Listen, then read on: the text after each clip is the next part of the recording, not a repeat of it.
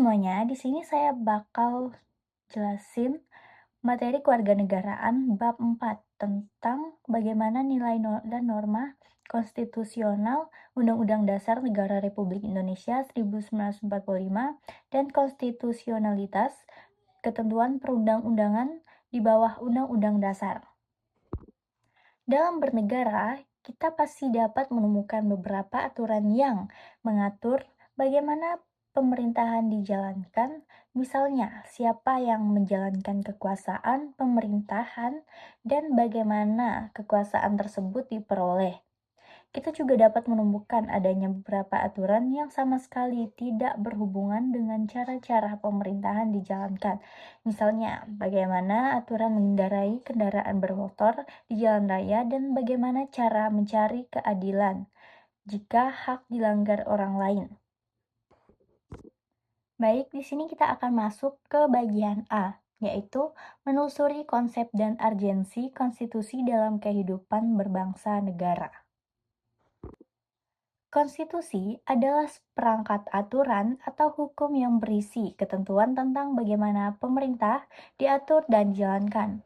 Oleh karena itu, aturan atau hukum yang terdapat dalam konstitusi itu mengatur hal-hal yang amat mendasar dari suatu negara. Maka, konstitusi dikatakan pula sebagai hukum dasar yang dijadikan pegangan dalam penyelenggaraan suatu negara. Konsep konstitusi dari segi bahasa atau asal katanya secara etimologis. Istilah konstitusi dikenal dalam sejumlah bahasa, misalnya bahasa Prancis dikenal dengan istilah constituer. Konstitusi mengandung permulaan dari segala peraturan mengenai suatu negara. Atau, dengan kata lain, bahwa konstitusi mengandung permulaan dari segala peraturan yang mengenai dengan negara, pembentukan suatu negara, atau menyusun dan menyatakan suatu negara. Merujuk pandangan Lord James Bryce yang dimaksud dengan konstitusi adalah suatu kerangka negara yang diorganisasikan melalui dan dengan hukum yang menetapkan lembaga-lembaga yang tetap dengan mengakui fungsi-fungsi dan hak-haknya. Konstitusi itu merupakan suatu kumpulan asas-asas mengenai kekuasaan pemerintah, hak-hak yang diperintah dan hubungan antara keduanya, pemerintah dan yang diperintah dalam konteks hak-hak asasi manusia. Baik, saya akan menyebutkan fungsi dari konstitusi.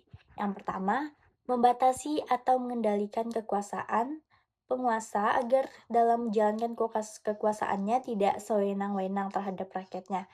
Yang kedua, memberi suatu rangka dasar hukum bagi perubahan masyarakat yang dicita-citakan tahap berikutnya. Yang ketiga, dijadikan landasan penyelenggaraan negara menurut suatu sistem ketatanegaraan tertentu yang dijunjung tinggi oleh semua warga negaranya. Yang keempat, menjamin hak-hak asasi warga negaranya. B. Perlunya konstitusi dalam kehidupan berbangsa negara Indonesia. Mestikah setiap negara memiliki konstitusi? Jawabannya adalah ya. Setiap negara mutlak harus memiliki konstitusi agar penyelenggaraan negara tidak sewenang-wenang, memiliki arah yang jelas, serta melindungi hak-hak dasar warganya. Ada beberapa negara yang tidak memiliki konstitusi. Yang pertama, ada Britania Raya atau Inggris. Konstitusi Inggris Raya merupakan yang paling terkenal karena tidak dikodifikasikan dalam satu dokumen. Sistem ketatanegaraannya bersumber dari undang-undang parlemen, keputusan pengadilan, dan konvensi sejarah yang sudah berlaku sejak ratusan tahun silam. Yang kedua ada Selandia Baru. Konstitusi Selandia Baru juga tidak tertulis dalam satu dokumen tunggal. Aturan konstitusional mereka didasarkan pada Undang-Undang Konstitusi tahun 1986. Undang-undang lainnya, keputusan pengadilan dan surat-surat hak prerogatif. Yang ketiga ada Israel. Israel tidak memiliki konstitusi tertulis. Mereka menggantungkan tata negara pada serangkaian undang-undang dasar yang disahkan secara bertahap sejak 1950, di samping hukum-hukum lain dan presiden hukum. Konstitusi berwujud sebagai hukum dasar yang bisa berupa tertulis seperti Undang-Undang Dasar, maupun tidak tertulis seperti konvensi atau kebiasaan ketatanegaraan. Menurut pandangan pakar hukum tata negara, J.G. Steinbeck, materi muatan konstitusi secara garis besar mencakup tiga hal fundamental berikut. Yang pertama ada jaminan hak asasi manusia atau HAM, yang kedua susunan ketatanegaraan, yang ketiga pembagian dan pembatasan tugas. Baik, kita masuk ke bagian C. Menggali sumber historis, sosiologis, dan politik tentang konstitusi dalam kehidupan berbangsa negara Indonesia. Dalam bukunya yang berjudul Leviathan 1651, ia mengajukan suatu argumentasi tentang kewajiban politik yang disebut kontrak sosial yang mengimplikasikan pengalihan kedaulatan kepada primus inter pares yang kemudian berkuasa secara mutlak atau absolut. Primus inter pares adalah yang utama di antara sekawanan atau sekumpulan atau orang terpenting dan menonjol di antara orang yang derajatnya sama. Negara dalam pandangan Hobbes cenderung seperti monster Leviathan. Pemikiran Hobbes tak lepas dari pengaruh kondisi zamannya, sehingga ia cenderung membela monarki absolut atau kerajaan mutlak dengan konsep divine right yang menyatakan bahwa penguasa di bumi merupakan pilihan Tuhan sehingga ia memiliki otoritas tidak tertandingi. Pandangan inilah yang mendorong munculnya raja-raja tiran dengan mengatasnamakan primus inter pares dan wakil Tuhan di bumi. Mereka berkuasa sewenang-wenang dan menindas rakyat. Setiap kekuasaan pasti memiliki kecenderungan untuk berkembang menjadi sewenang-wenang, seperti dikemukakan oleh Lord Acton.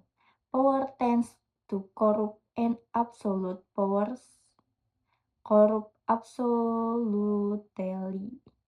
Inilah alasan mengapa diperlukan konstitusi dalam kehidupan berbangsa bernegara Indonesia, yakni untuk membatasi kekuasaan pemerintah agar tidak memerintah dengan sewenang-wenang. Konstitusi juga diperlukan untuk membagi kekuasaan dalam negara. Pandangan ini didasarkan pada fungsi konstitusi yang salah satu di antaranya adalah membagi kekuasaan dalam negara.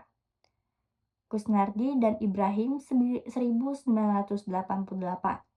Bagi mereka yang memandang negara dari sudut kekuasaan dan menganggap sebagai organisasi kekuasaan, maka konstitusi dapat dipandang sebagai lembaga atau kumpulan asas yang menetapkan bagaimana kekuasaan dibagi di antara beberapa lembaga kenegaraan, misalnya badan legislatif, eksekutif, dan yudikatif. Konstitusi menentukan cara-cara bagaimana pusat kekuasaan itu bekerja sama dan menyesuaikan diri satu sama lain, serta merekam hubungan-hubungan kekuasaan antar negara. D. Membangun argumen tentang dinamika dan tantangan konstitusi dalam kehidupan berbangsa negara Indonesia. Pada pertengahan 1997, negara kita dilanda krisis ekonomi dan moneter yang sangat hebat. Krisis ekonomi dan moneter yang melanda Indonesia ketika itu merupakan suatu tantangan yang sangat berat. Akibat dari krisis tersebut, harga-harga melambung tinggi, sedangkan daya beli masyarakat terus menurun. Sementara itu, nilai tukar rupiah terhadap mata uang asing, terutama dolar Amerika, semakin merosot. Menyikapi kondisi seperti itu, pemerintah berusaha menanggulanginya dengan berbagai kebijakan. Namun, kondisi ekonomi tidak kunjung membaik, bahkan kian hari semakin bertambah parah. Krisis yang terjadi meluas pada aspek politik. Masyarakat mulai tidak lagi mempercayai pemerintah, maka timbullah krisis kepercayaan pada pemerintah. Gelombang unjuk rasa secara besar-besaran terjadi di Jakarta dan di daerah-daerah. Unjuk rasa tersebut dimonitori oleh mahasiswa, pemuda, dan berbagai komponen bangsa lainnya. Pemerintah sudah tidak mampu lagi mengendalikan keadaan. Maka, 21 Mei 1998, Presiden Soeharto menyatakan berhenti dari jabatannya. Berhentinya Presiden Soeharto menjadi awal era reformasi di tanah air.